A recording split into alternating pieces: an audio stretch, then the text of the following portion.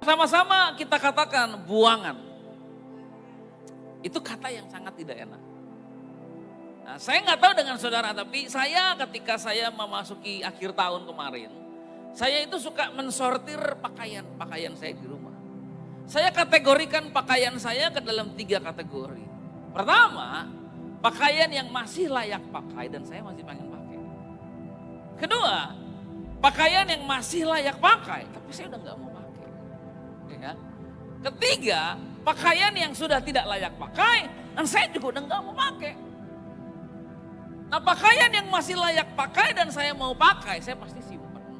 Saya pasti rawat, saya pasti jaga, saya pasti setrika lagi atau rapihin. Pakaian yang masih layak pakai tapi saya sudah tidak mau pakai, ya bisa saya donasikan. Pakaian yang sudah tidak layak pakai dan saya tidak mau pakai, saya buang. Kategori buangan adalah kategori ketiga. Di mana sebuah bangsa atau seseorang sepertinya sudah tidak layak pakai dan orang udah nggak mau lagi. Sudah tidak diinginkan karena sudah tidak bernilai dan sudah tidak berharga. Nah, pada zaman itu bangsa ini menjadi orang buangan karena dosa dan kesalahan mereka sendiri. Mereka menyembah ilah asing, mereka berbuat dosa dan akhirnya Tuhan mengizinkan mereka untuk menjadi orang-orang buangan. Berapa lama Pak mereka menjadi orang-orang buangan? Di ayatnya yang ke-10 dikatakan selama 70 tahun. Kamu akan menjadi orang buangan di Babel.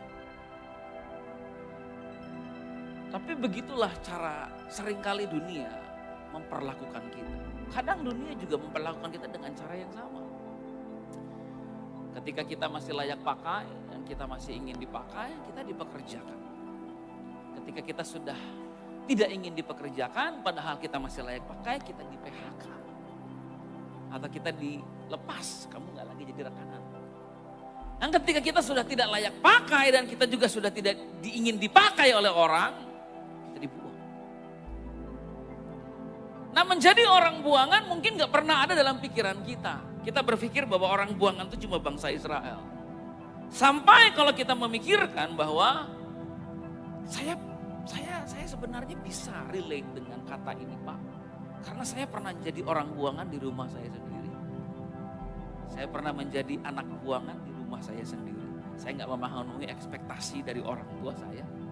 Saya pernah menjadi orang buangan dalam perusahaan saya sendiri.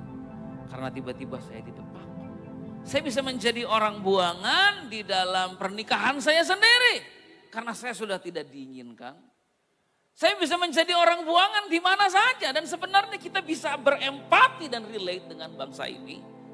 Karena mungkin kita pernah melewati perjalanan yang sama. Kita pernah merasa menjadi buangan. Saudara bayangkan mereka sebelum dibawa ke pembuangan di Babel. Sebelum mereka ditawan dan kerajaan mereka, kota mereka dihancurkan. Mereka ini orang-orang yang pernah punya rumah, saudara. Mereka pernah punya rumah, mereka pernah punya tempat tinggal, mereka pernah punya pekerjaan.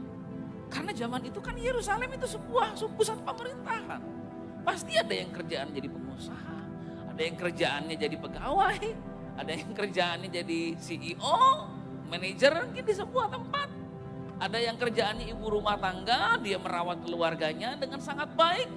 Ada yang kerjaannya di sekolahan, ngajar anak-anak sekolah. Ada anak-anak yang pernah punya sekolahan. Ada anak-anak yang pernah punya taman bermain. Lalu tiba-tiba semuanya dihancurkan oleh bangsa Babel. Dan tiba-tiba saja orang yang punya kerjaan gak punya kerjaan lagi. Tiba-tiba saja yang pernah punya bisnis gak punya bisnis lagi. Tiba-tiba saja yang pernah punya rumah, gak punya rumah lagi. Dan mereka berjalan seperti orang-orang yang kehilangan segalanya. Bayangkan pada saat itu ada istri-istri yang bertanya sama suaminya. Kita mau kemana? Suaminya jawab gak tahu. Nanti nasib kita bagaimana? Saya juga gak tahu. Kamu ada rencana gak sih buat keluarga kita? Saya ini belum ada. Kita udah kehilangan segalanya. Dulu saya ini adalah seorang manajer di sebuah perusahaan. Sekarang saya bukan siapa-siapa. Ada anak-anak yang mungkin nanya sama papanya, "Papa, kenapa rumah kita itu kita tinggalin?" Kalau pakai konteks zaman sekarang, papanya bilang, udah disita sama bank. Udah dijual. Kita harus tinggalin rumah itu. Saudara, saya mencatat bahwa pengalaman yang mereka alami itu cukup menyedihkan. Karena ketika mereka kehilangan rumah, mereka kehilangan nostalgia, mereka kehilangan keamanan, mereka kehilangan kenyamanan. Kehilangan rumah itu gak sesepele itu. Kehilangan tempat tinggal, tempat kita dibesarkan, tempat kita membangun keluarga, itu gak sesepele itu. Seperti kehilangan penghapus yang saudara beli lagi di warung. Mereka kehilangan apa yang penting. Mereka melihat tempat di mana mereka membangun kehidupan hancur luluh lantak, diambil orang. Sama halnya dengan kehilangan pekerjaan, kehilangan pendapatan, kehilangan sesuatu yang sempat mereka perjuangkan sebagai karir, itu membuat mereka pada akhirnya berjalan dalam ketidakpastian hidup. Ujung-ujungnya konflik dalam rumah tangga. Saudara tahu di beberapa kota di Indonesia menurut survei, faktor utama perceraian itu adalah uang. Ekonomi adalah faktor utama pasangan banyak yang bercerai. Jadi bayangkan sementara mereka sudah kehilangan segalanya, mereka sudah kehilangan rumah, yang suami kehilangan pekerjaan, yang istri kehilangan pekerjaan, anak kehilangan tempat buat sekolah.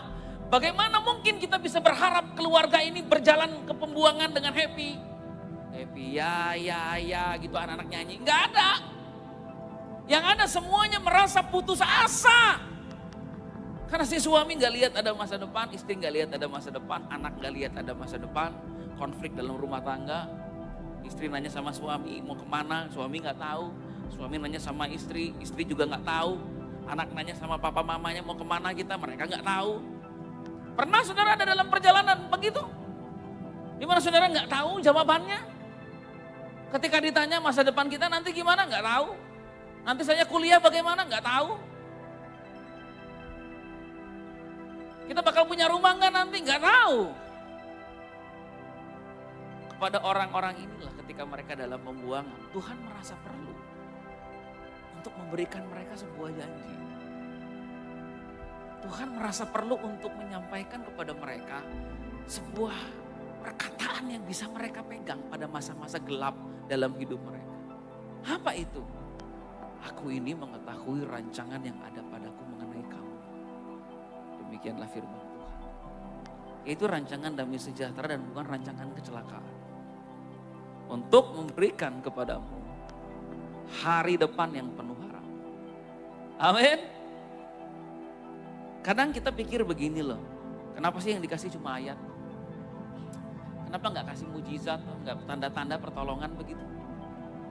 Kenapa alih-alih Tuhan memberi ayat, kenapa Tuhan nggak tiba-tiba turun dari sorga aja kirim api, binasakan itu semua tentara-tentara Babel itu, kan cepet. Kenapa harus ayat? Kenapa nggak memberikan sesuatu yang sifatnya supranatural, mujizat yang begitu hebat? Kenapa harus dikasih ayat?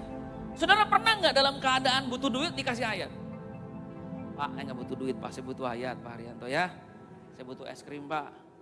Nggak butuh Bapak kasih doa-doa saya buat saya. Ya, pernah nggak saudara diperlakukan kayak gitu atau merasa begitu? Pak, saya nggak butuh didoain, Pak. Saya butuh duit. Saya nggak butuh didoain, saya butuh pemulihan, saya butuh mujizat, saya butuh kesembuhan. Saya nggak perlu itu ayat-ayat itu, nggak perlu. Tapi kalau kita lihat di sini, God gave them His word. Tuhan cuma kasih ayat. Dan dia nggak buat apa-apa selama 70 tahun. Selama 70 tahun nggak ada mujizat, saudara. Selama 70 tahun tidak ada tanda-tanda dan keajaiban. Selama 70 tahun gak ada tanda-tanda pertolongan. Selama 70 tahun gak ada tuh malaikat muncul di depan mata mereka. Selama 70 tahun Tuhan minta mereka memegang janjinya.